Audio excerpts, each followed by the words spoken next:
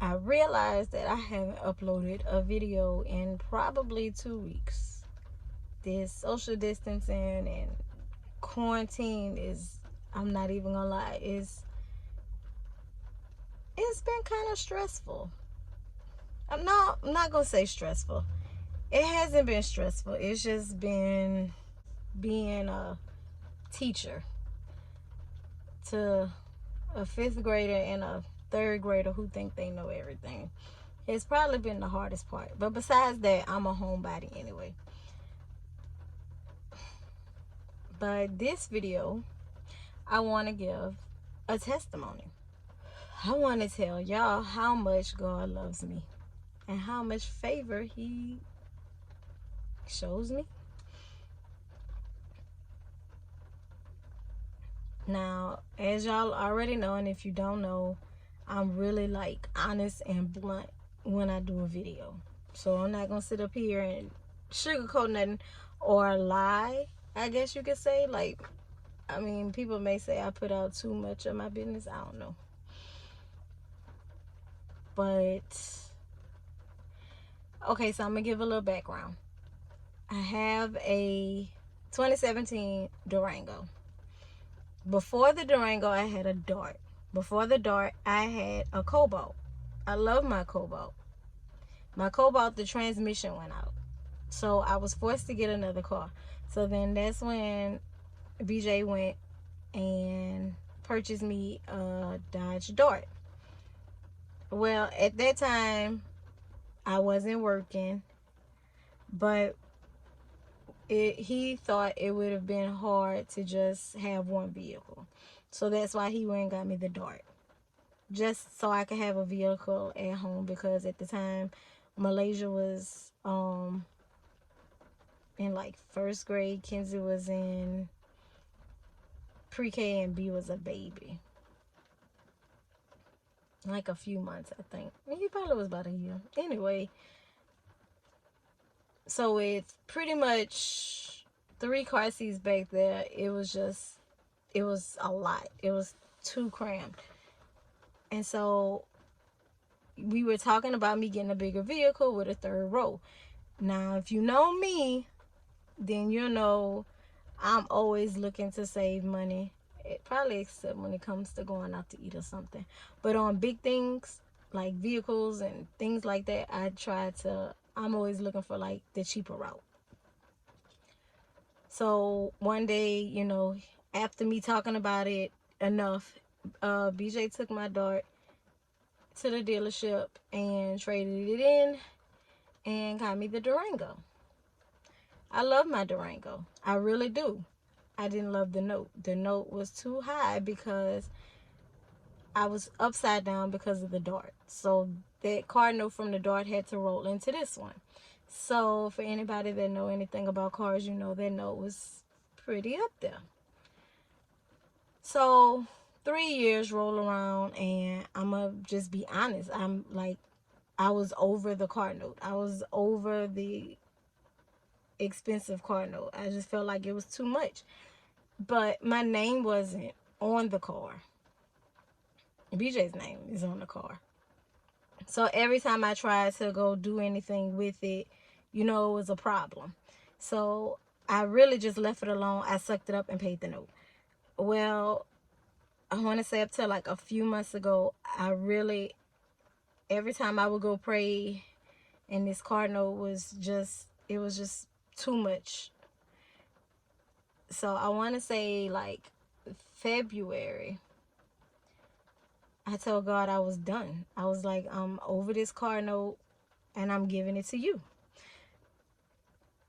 Because I had an in-home daycare, but I let the in-home daycare go November. I stopped it. So I wasn't working, but I was just pretty much doing Uber and Lyft, you know, just whenever. And I felt like I was driving Uber and Lyft just for a car note. And that was stupid. I'm putting all these miles on my car for a car note. It just didn't make sense. And then I was over Uber and Lyft too. So I just did it just to really get out the house, because with the in-home daycare, I was home like 24/7, pretty much. And then before the in-home daycare, I was a stay-at-home mom. So for the past 4 or 5 years, I've been in the house nonstop. And if you're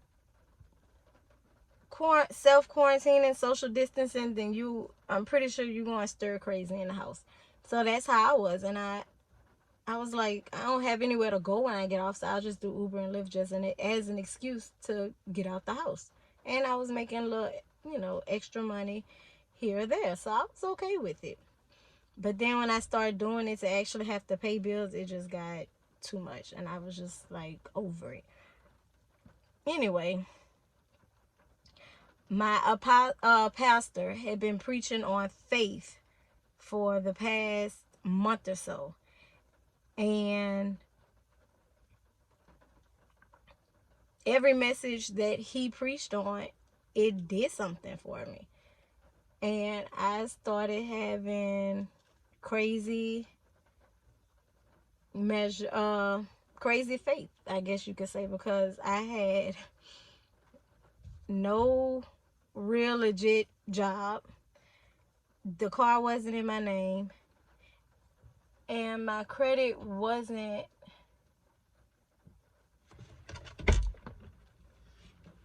I'm recording. I'm giving my testimony. What's wrong? You was about to get swung on. I ain't think nobody was in your car, and I walk up to it and it pops open. I was about to move it back up. Oh, I'm just giving my testimony right quick on my car note. Huh? My car note. Oh, I gotta get my testimony. Yeah, it's a new angle. Is it what? It's a new angle. I just got it right here. That's a good one. Yeah. Don't forget to edit. Oh, I know. I didn't feel like editing that out. Back to the video. Oh, where was I? Like I said, I didn't have I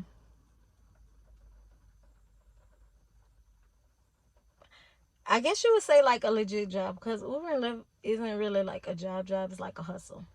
So that was like a no-go. I went to the bank and filled out the application to get my car refinanced. I even tried CarMax. Like, I was going to just let CarMax buy the car and get something that I really didn't want. Like, I had looked at Versus and a Ford Fiesta. And when I got in the backseat of the car, the lady was like, "Do you like it?" And I was like, "I really like my Durango." But I told God that if this was, I told him, when I pray, I told you I talk to God as if he's a person. So I told him, this car note is stressful for me. I was like, I give it to you. I was like, and I said, I have goals that I'll talk about later that I'm trying to achieve, but a car note this high is just not worth it. Just something to drive around in. Me personally, I'm not like a big fan of a car, so I really don't feel like I need to be spending XYZ on a car note every month. That, like I said, it's just me. So, when they ran the numbers and everything at CarMax, they was gonna give me a good bit for my car. I think they appraised my car. The appraisal was $21,000 they was gonna give me for my car. So they didn't leave me with, a couple plus thousands left to put down on it. So that would have, of course, rolled over into another car. So I want to say like the Versa was the cheapest car out there, so it was like 15 or so. So then once they rolled everything over, I would have been paying like $400 or $500 on that car a month. And I really was like, God, I really don't want it, because it's just about, it's too expensive for something I really don't even want. But I was like, I'm gonna pray on it, and if this car is meant and this is what I have to do for right now. I said I know eventually I'll be able to get a car I want, and I've been claiming it that the next car I get, I'm paying cash for it. And it's not going to be a cash car. It's going to be a car I actually want, but I'm paying cash on it because I'm done with car notes after this one. And I'm believing and receiving it. But anyway, let me see. Okay, so after we ran the numbers and everything, and the numbers was that, I was like, okay, I guess because it's better than what I'm paying now. So then she asked me about my income. I was like, okay, well, I drive Uber and Lyft. And she was like, well, we can't, sell the car to you unless it's, like an actual job, because it can't be used, the car can't be used for like commercial use. It has to be like personal use. And I was like, well, that's all I have. So when I pulled off, I kind of was relieved because I'm gonna be honest, I really didn't like the car, and I just felt like that was God telling me like, mm-mm. But with the whole faith thing, what I learned was faith without works is dead. And when you have faith and you activate it and you move on it, that's when God moves. So I went and did the CarMax thing. I went into the bank and filled out the application for that. And then they were asking me, about my income and everything. And I was like telling them about it and this, and it was like, well, have your husband call in so his name could be on the loan as well. So I was like, okay. So, I had been telling him to do it, and he I guess forgot, never got around to it or whatever. So that was, I want to say, like a Tuesday or a Wednesday. Well, that Sunday, Pastor preached another message on faith. And he, was saying how God can move in ways to where people questions, like, how were you able to get XYZ with your credit looking like this, or your income, or your finances, or no job? So, of course, me being me, I was like, oh, he talking to me. So that Monday, I called the bank. And I was like, go ahead and put that application through without my husband on it. And I was feeling good about it. Like, I really thought that I was about to get this car refinanced with no job and everything. So, a few days went by and they called me back and it's like, sorry, it didn't go through. And I was like, okay, like I wasn't tripping or anything. I just left it alone. But I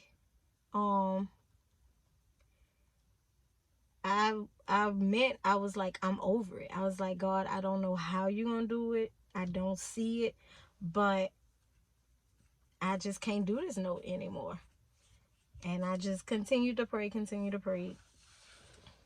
So I want to say a few days ago, me and my husband were sitting down, we were talking, and he was like, all right, I'm gonna go ahead and try to get everything situated to get it refinanced, to get the car refinanced and all that. So I was like, okay. So he did the paperwork and everything, and he came home. He was like, it's done. And I'm not going to sit on here and put exactly the amount of how it was, but I'm going to just say that my note went from one amount to $250 less. And so when he came home and told me, I was like cutting grass. So I was ready to like shout in the yard, because I was like, that's favor. Like, that's nobody but God, because I had been talking about this note, been talking about it, and I was like, I give it to you. I don't know how it's gonna get done. I did what I needed to do, but I didn't stress about it. I prayed about it, I gave it to God, and I wasn't worried about this note at all.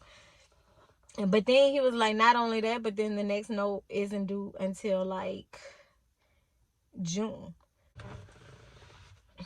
So I have a job that's coming up once we get out of all this. I'm working around my own schedule. So that means I'll be available for the kids and the dogs, because cross fingers, Jazz is preggo. So I'll be able to work around everybody's schedule, which is what I had been praying for. But not only that, I won't have an expensive car note. So my note is cheaper which means I could put money away for my goal that I'll talk about later on. But I feel like everything is working out. So I just pray. Well, every time I go to God, I ask him that he reveals my purpose to me. I feel like I'm at a fork in the road. I can either go left or right. But right now I can't go anywhere because of this virus. But I've been praying, and pretty much in my prayer I'm just asking him that once the outside is open, I need you to give me directions on which way to go. I need guidance. I need directions in my purpose. I need you to show me which way to go. And whichever way he tell me to go, I'm going to go. But I feel like everything is falling into place. And I'm just so thankful. So, and what's so crazy is I had even told BJ, I was like, oh, I had went and filled out a loan, yada, yada, yada. I was like, but then they denied me. And he was like, well, yeah, they're going to deny you. He was like, that's like you asking somebody to borrow money. And you like, oh, I'm going to pay you back. But you don't have no job. So I started laughing. I was like, yeah, but my pastor said you got to have crazy faith. And that's what I did. No matter how crazy it may sound or look, sometimes you just have to step out on crazy faith. And I feel like me doing all that was me sowing a seed.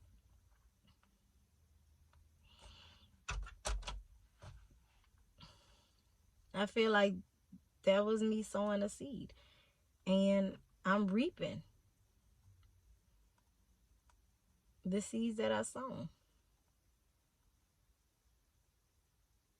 My car note is lowered. Thank you, Jesus. Oh, thank you. And once everything is back to normal, I'll have a job. My end of my year isn't going to be my end of my year is going to be better than the beginning of my year. And I spoke those words into existence when everything was going downhill. Finances was going downhill. Marriage was downhill. I was downhill. Everything was going down. But I said, I promise you the end of my year will not be like the beginning. And I'm standing on that and I'm believing it.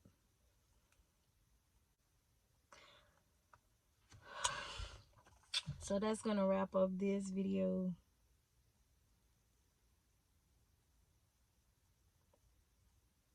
I just really want to share my testimony. Plus, it had been a long time since I had recorded anything.